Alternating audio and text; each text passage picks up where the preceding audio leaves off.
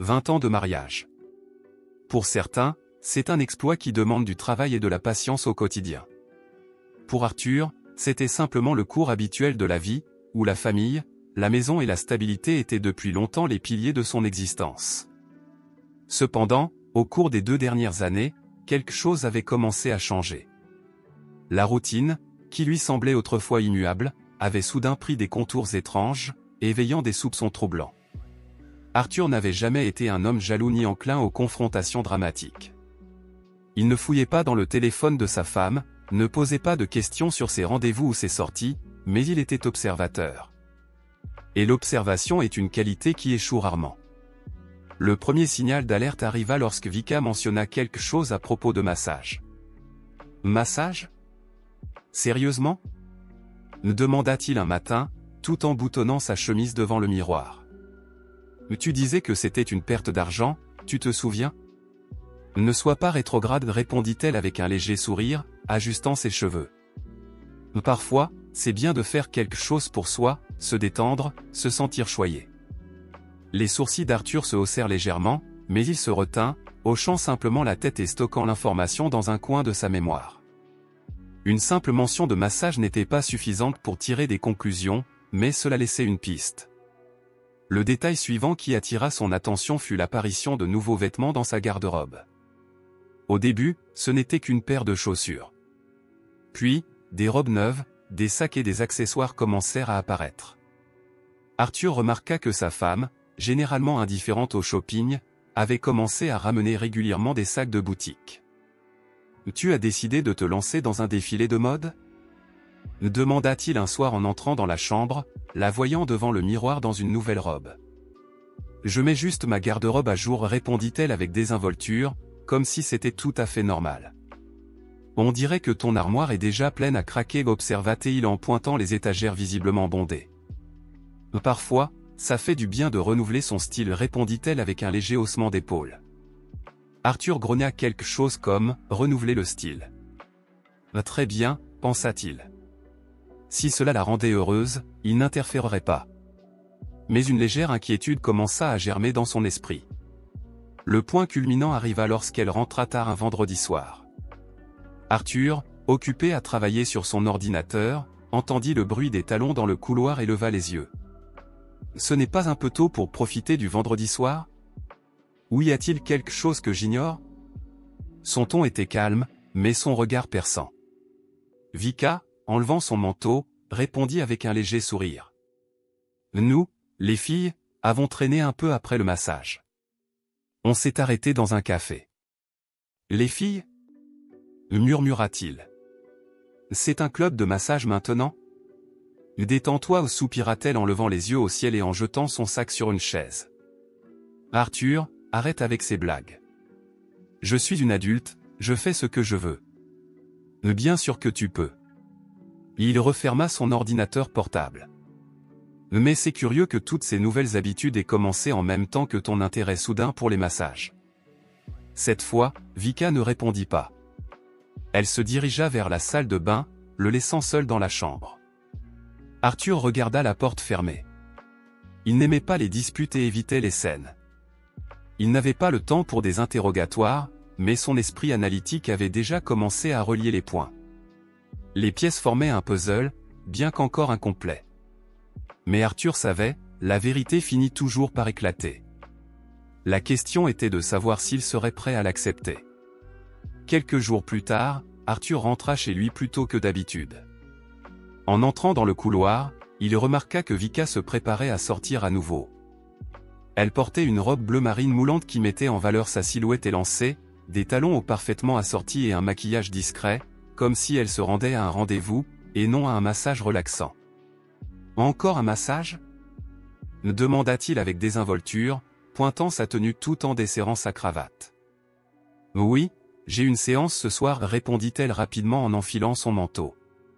Sa voix semblait calme, mais ses gestes étaient empreints d'une certaine hâte qu'Arthur remarqua immédiatement.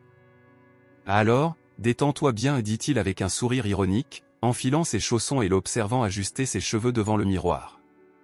Quand la porte se referma derrière elle, il resta immobile un moment, écoutant le silence. Puis, il se dirigea vers la cuisine. En ouvrant le réfrigérateur, il remarqua son téléphone oublié sur la table. L'écran s'alluma, révélant un message, « Prêt à te retrouver. Je t'attends. » Arthur resta immobile quelques instants, puis esquissa un sourire sec avant de boire une gorgée de jus. Il n'était pas idiot et savait que de telles coïncidences ne se produisaient pas par hasard. Les paroles sur les massages et les cafés entre amis devenaient de plus en plus absurdes. Plutôt que de la confronter immédiatement, il décida d'attendre. Laissons-la s'embourber davantage, pensa-t-il, posant le verre dans l'évier. Le lendemain soir, Vika sortit à nouveau de la maison. Cette fois, avec une nouvelle robe qu'il n'avait jamais vue et des chaussures qui n'appartenaient manifestement pas à sa garde-robe habituelle. En ouvrant le placard pour prendre son manteau, Arthur commenta. « Tu sais que je suis un homme patient, mais honnêtement, tes visites chez le masseur commencent à me taper sur les nerfs. » Elle s'arrêta, tenant son manteau, et le regarda, surprise. « Te taper sur les nerfs ? Que veux-tu dire ?»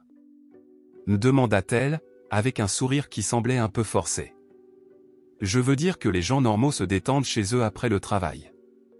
Toi, en revanche, tu as trouvé une nouvelle façon de te détendre chaque soir. » Il marqua une pause, la regardant directement dans les yeux. « Et dis-moi la vérité, c'est vraiment juste des massages, ou quelque chose de plus intrigant ?» Son sourire s'élargit, mais une légère inquiétude apparut au coin de ses yeux. « Tu es jaloux ?» rit-elle en détournant le regard. « Tu sais que je ne te donnerai jamais de raison pour ça. » Arthur éclata d'un rire ironique, croisant les bras sur sa poitrine. « Pas de raison, hein ? Très bien. Mais souviens-toi, Vika, j'observe toujours d'abord, et ensuite seulement je tire des conclusions.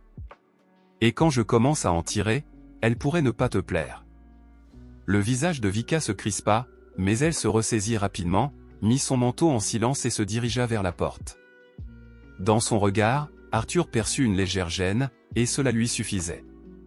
Il ne dit rien de plus, l'accompagna jusqu'à la porte, puis retourna dans son bureau, refermant la porte derrière lui.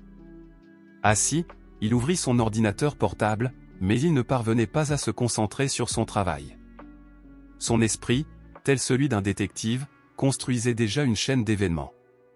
Désormais, il savait qu'il allait agir, mais pas de la manière à laquelle Vika s'attendait.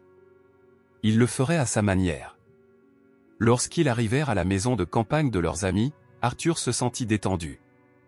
Après une semaine de travail exténuante, il espérait un week-end habituel, barbecue, discussion légère et moments de décontraction. Mais dès le début, Vika ne semblait pas dans son assiette. « Pourquoi tu es si tendu ?» demanda-t-il alors qu'il s'installait à table.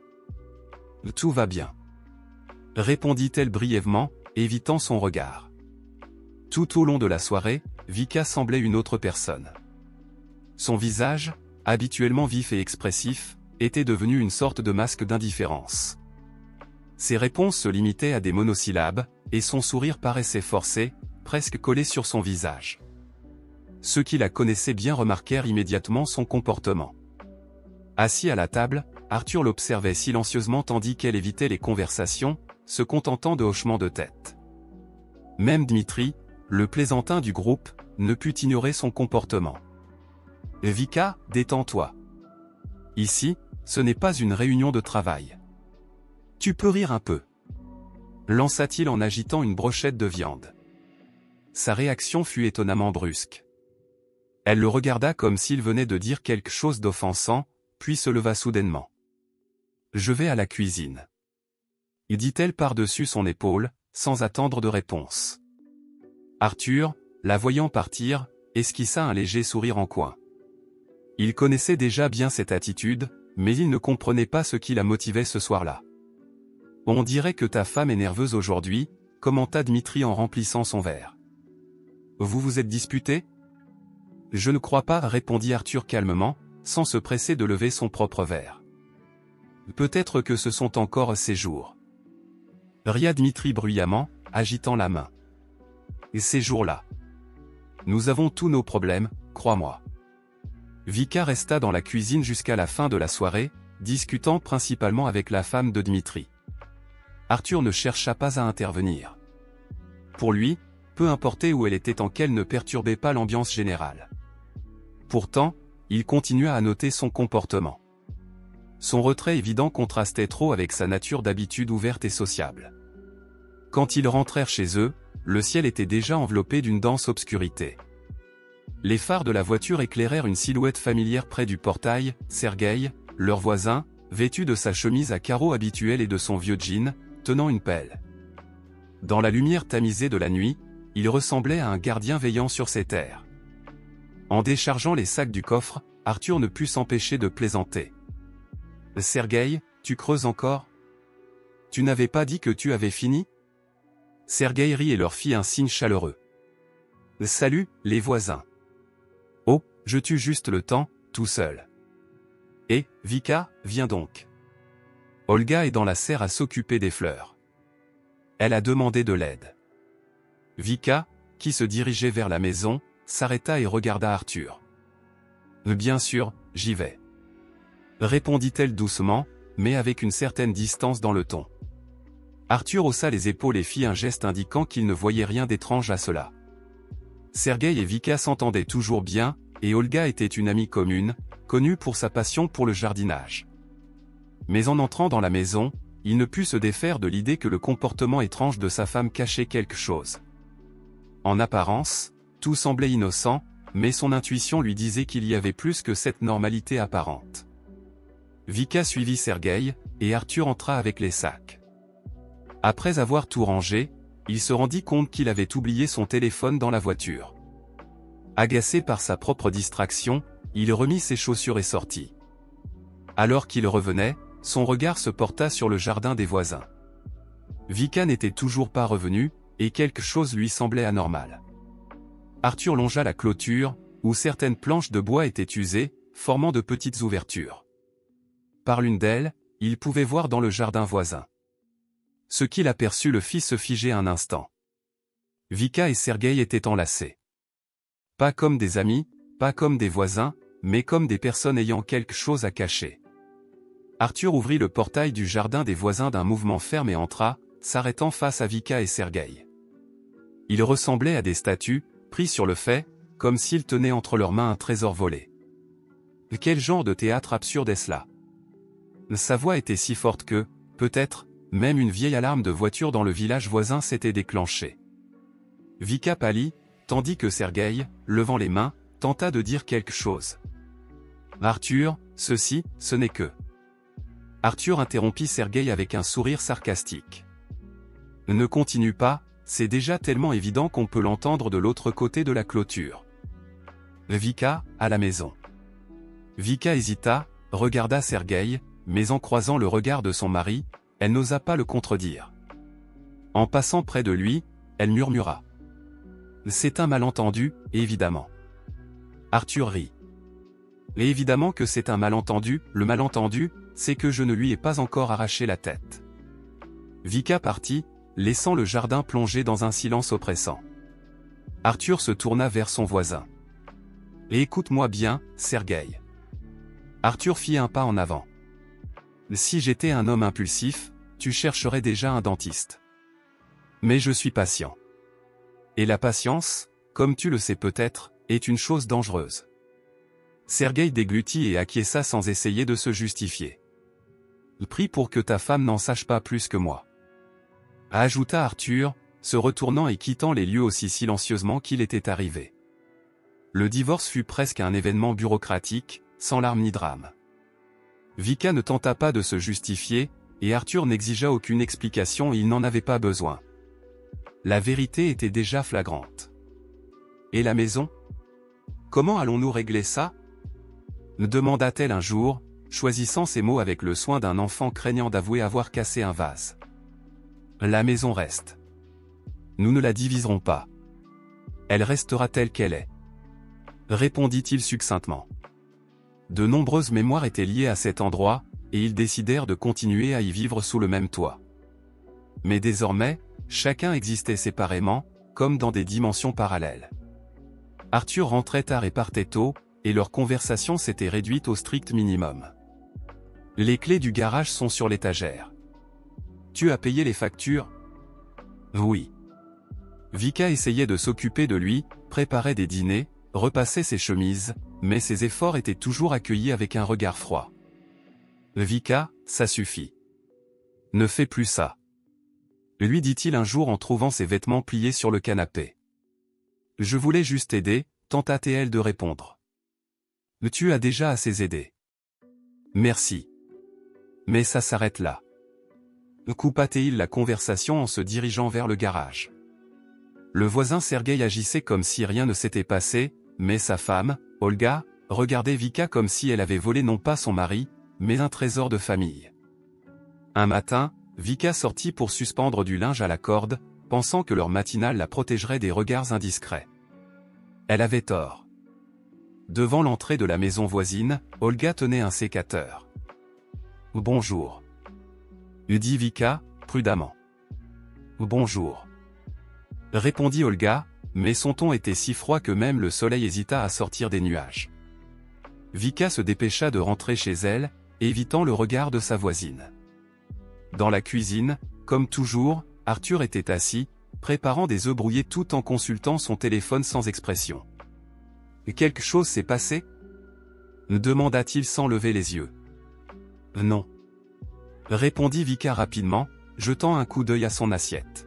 « Alors ne reste pas planté là. » répliqua-t-il en retournant les œufs. Elle retourna dans la chambre.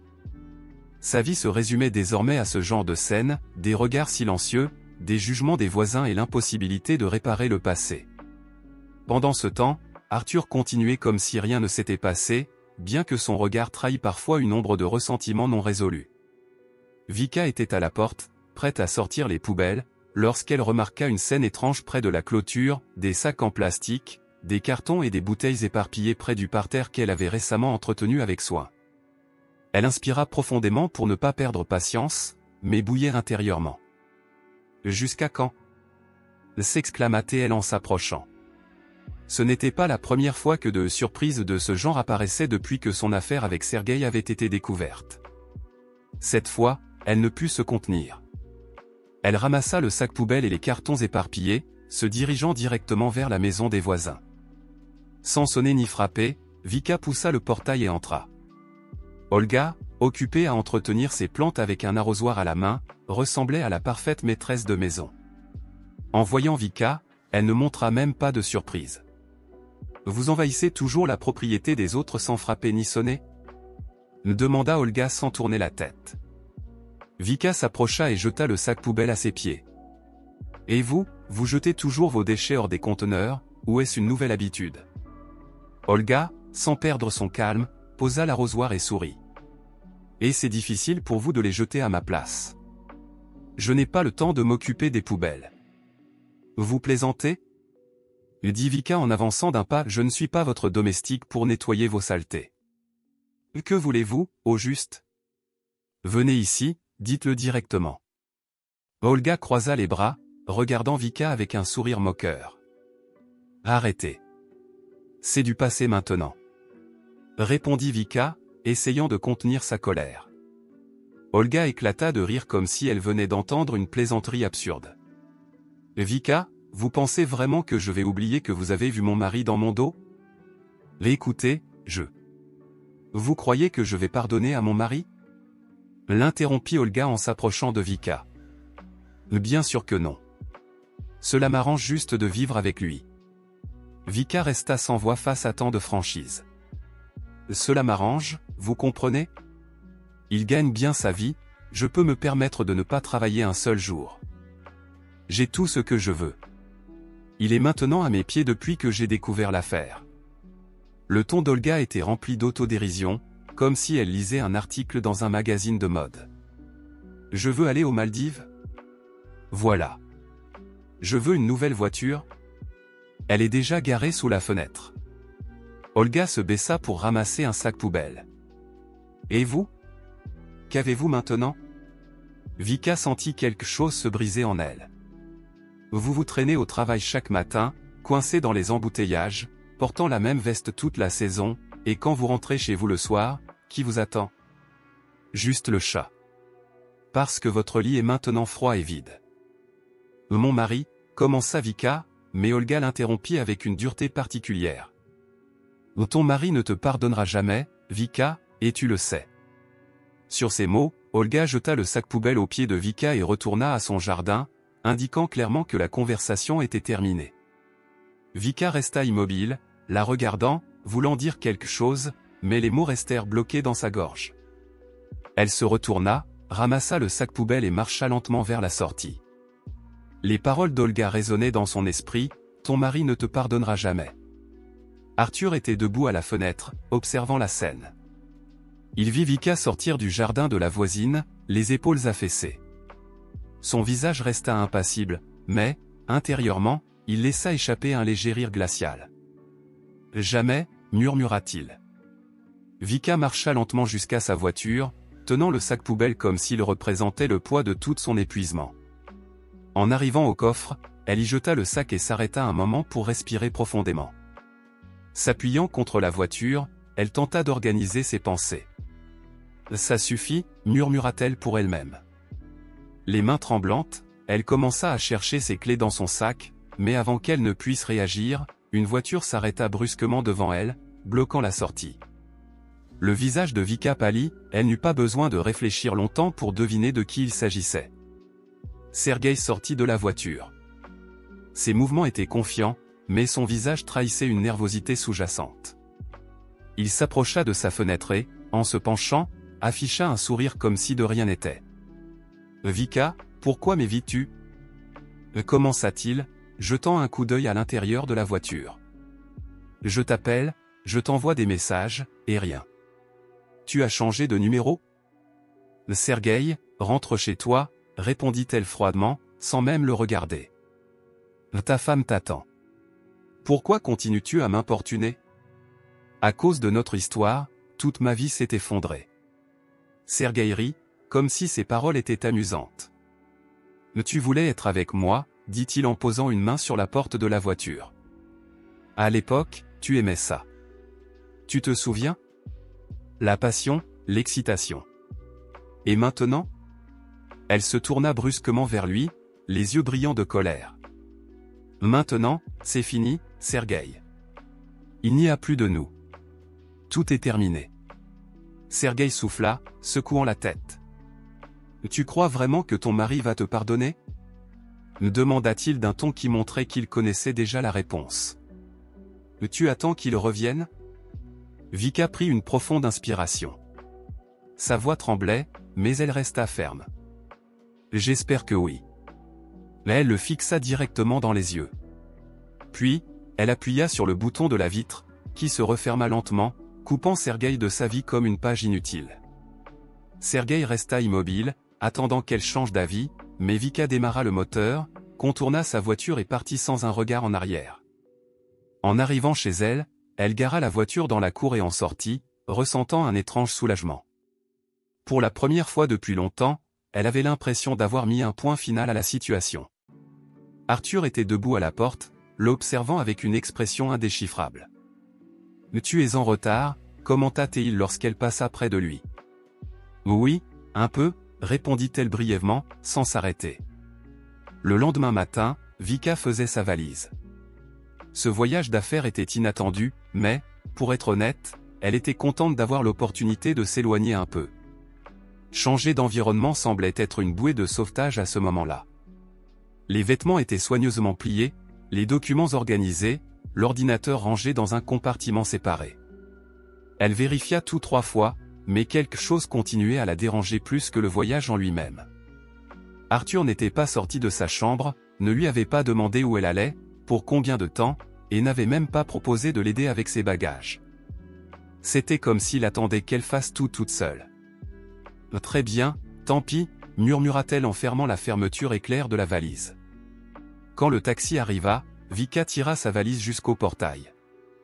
En respirant profondément, elle remarqua qu'Olga était dans le jardin voisin, occupée sur son téléphone. En voyant Vika avec sa valise, Olga ne perdit pas l'occasion. « Tu pars loin ?» me demanda-t-elle avec un sourire sarcastique, ne cachant même pas sa malice. « Tu as enfin décidé d'abandonner ton mari ?» Vika serra les dents, essayant de garder son calme. « Ce n'est pas ton problème, » répondit-elle froidement. Mais, en passant, elle ne put s'empêcher d'ajouter par-dessus son épaule. « Occupe-toi mieux de ton mari. Pour qu'il ne parte pas vadrouiller. Olga haussa les sourcils, surprise, mais Vika continua son chemin sans la regarder. Et il m'a dit qu'à la maison, il n'y avait jamais rien à manger. Que tu ne pensais qu'au salon et aux Maldives. Et pendant ce temps, il porte des chemises mal repassées et mange où il peut. Olga la fixa avec un mélange de colère et de choc. Ah, c'est comme ça? Siffla-t-elle, rangeant violemment son téléphone dans sa poche. Très bien, Vika. Elle tourna les talons et rentra chez elle, claquant la porte avec force. Vika soupira et regarda son taxi. Sa vie était déjà assez compliquée pour qu'elle perde encore de l'énergie avec la voisine. Je n'ai pas encore touché le fond, murmura-t-elle pour elle-même en s'asseyant dans la voiture. Mais à cet instant, en démarrant, elle était loin de se douter que cette brève réflexion, apparemment insignifiante, serait le déclencheur d'événements qui changeraient sa vie à jamais. En rentrant chez elle, Olga élaborait déjà ses plans, et son sourire vengeur promettait que le jeu ne faisait que commencer. Au retour de son voyage, Vika arriva chez elle tard dans la nuit. Le taxi s'arrêta devant le portail, et le chauffeur, fatigué, attendit qu'elle récupère ses bagages en bâillant. Épuisée, mais animée par une détermination nouvelle, Vika ouvrit la portière et commença à décharger ses sacs. Pendant ce déplacement professionnel, elle avait longuement réfléchi, à elle-même, à sa vie, à Arthur. Elle était arrivée à la conclusion qu'elle devait essayer. Même si leur mariage semblait détruit, même s'ils vivaient comme des étrangers, il y avait peut-être une chance de réparer les choses, à condition que tous deux le souhaitent. Avant de rentrer, elle était passée au supermarché pour acheter quelques gourmandises et provisions. Pour Arthur, elle avait choisi un cadeau, une petite statue en bois représentant un navire, sachant qu'il aimait les thèmes marins. Peut-être comprendra-t-il que je veux aussi du changement, murmura-t-elle en soulevant ses sacs. La maison l'accueillit dans un silence pesant. Le hall d'entrée était plongé dans l'obscurité, et seul un léger parfum de tabac témoignait d'une présence récente. Vika alluma la lumière, posa ses sacs au sol et jeta un coup d'œil autour d'elle. « Arthur » a appelé-elle, mais aucune réponse ne lui parvint. Ni le bruit lointain de la télévision, ni des pas. Un malaise s'insinua en elle. Retirant son manteau, elle se dirigea vers le salon où une scène inattendue l'attendait, des vêtements éparpillés sur le sol, une veste de femme, une écharpe, et la chemise qu'Arthur ne portait que les week-ends. Tout semblait avoir été retiré à la hâte. « Qu'est-ce que c'est que ça ?» commença-t-elle, avant de s'arrêter en apercevant la porte de leur chambre entrebâillée. Prudemment, Vika poussa la porte. Son cœur manqua un battement. Sur le lit, allongé sur le dos, Arthur dormait, les bras écartés et les cheveux en désordre. À côté de lui, assise sur le bord du lit, se trouvait Olga. Lorsqu'elle aperçut Vika, la voisine tourna la tête et esquissa un sourire lent, chargé de satisfaction. « Match nul, Vika » dit Olga en plongeant son regard dans le sien. « Tu pensais que toi seul pouvais te permettre de prendre le mari d'une autre? Tu te trompais. Moi aussi, je peux. Alors, ça fait moins mal, pas vrai? Peut-être que j'arrêterai même de jeter mes sacs poubelles dans ton jardin. » Vika resta immobile, tentant de digérer ce qu'elle venait d'entendre. La colère, l'humiliation et la douleur se mêlaient en elle. Mais plutôt que d'exploser, elle désigna calmement la porte d'un regard. Olga ne se pressa pas, elle boutonna lentement sa chemise, se leva, ramassa ses chaussures et les enfila. Arrivée à la porte, elle s'arrêta un instant et lança un dernier regard à Vika. « Tu ne vas rien dire » provoqua-t-elle. Vika resta silencieuse, le visage impassible, bien qu'à l'intérieur, tout s'effondrait. Lorsque la porte se referma derrière Olga, Vika fut plongée dans le calme. Elle s'approcha du lit. Arthur dormait profondément, comme si de rien n'était. Vika l'observa sans bouger, et le petit cadeau qu'elle avait acheté pour lui glissa de ses mains, tombant au sol avec un bruit sourd. Lentement, elle s'écroula près de sa valise, tenant sa tête entre ses mains. Les mots d'Olga résonnaient dans son esprit, astérisque match nul, astérisque mais cette fois, elle avait tout perdu. Tout ce qu'elle voulait réparer s'était définitivement brisé. D'un pas lourd, comme si son corps était fait de plomb, Vika se rendit à la cuisine. Elle alluma la bouilloire, posa le gâteau qu'elle avait acheté sur la table et s'assit difficilement. Ses yeux étaient secs, mais une tempête faisait rage en elle. « Comment en suis-je arrivé là ?» me murmura-t-elle en appuyant sa tête sur ses mains.